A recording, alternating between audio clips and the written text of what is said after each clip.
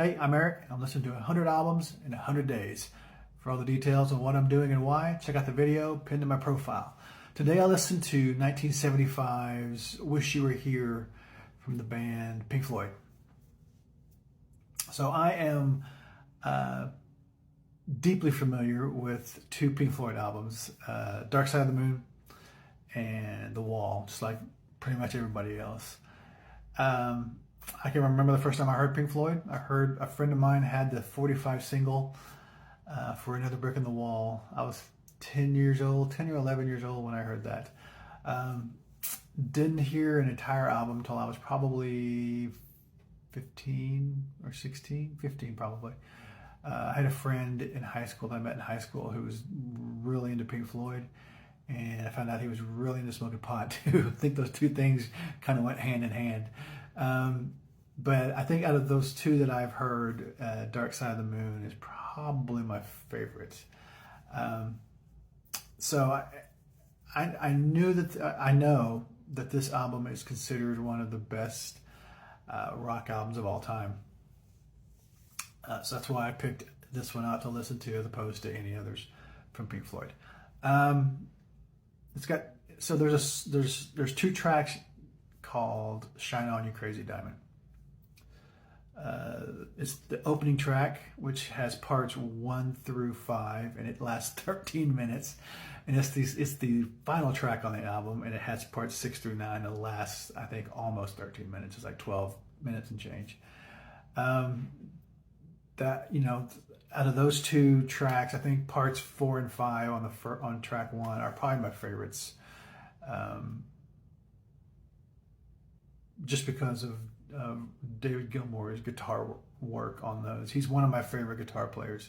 He can play, but he can also do a lot with not doing a lot, if that makes any sense. He can be very understated when he plays, and it just sounds just beautiful. Plus, I've always been in love with his guitar tone. I've tried many times to emulate it and just cannot get that same tone that he has. And he's just one of my favorite guitar players, just for everything he does. This album's very sad, and given the topics that they cover in the album, Syd Barrett and the dark side of the music business, and failing friendships and camaraderie and relationships. It's makes sense, and it has a very sad undertone to it. I found myself getting lost in it. I listened to it almost 3 times today. I just found myself getting lost in, which could be because 2 of the tracks are 13 minutes long. But I just found myself kind of getting lost, untethered from any of the songs, if that makes any sense at all. I don't know that I enjoyed this one as much as I enjoy The Wall or Dark Side of the Moon. And like I said, I know this one is considered one of the greatest rock albums of all time. I don't deny that it's a good album. It's a very good album. But I didn't feel a connection to it the way I connect to Dark Side of the Moon, or even The Wall, or even things later in their career, in their catalog. I mean, I'm getting kind of lost in this video as well. It just was kind of, I don't know how to explain what I'm trying to say clearly, obviously. Great album. It's classic Pink Floyd. It really is. It's the high concept album that they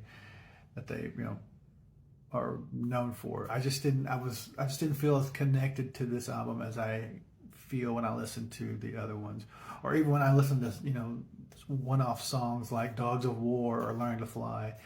I just didn't feel that with anything on this album. I enjoyed the album. Obviously I listened to it 3 times, so I enjoyed it. I think I kept trying to find that that connection and being tethered to something while I was listening to it, and I just didn't find it. But that's just me. I mean, that, you know, Pink Floyd, I'm sure Pink Floyd fans love this album. Again, it's a great album. I just didn't connect to it as much as I connect to the other two. So definitely worth your listen, if for nothing else other than David Gilmour's guitar playing. I just like the way on a lot of on various songs that they have that their vocals are produced and arranged, and so it's worth listening to. It really is. I know I sound like I'm trying to sell you on not listening to it, or I'm downplaying it, and it's not that. It's just I did not connect with it as much as I hoped I would, actually, because I you know, of the other two albums. Definitely worth a listen. If you're a Pink Floyd fan, let me know what you think of it. Even though it's considered one of the greatest rock albums of all time, let me know if you agree with that assessment, or if you're of another mind. If you've never heard it, listen to it. It is worth your time to listen to. It's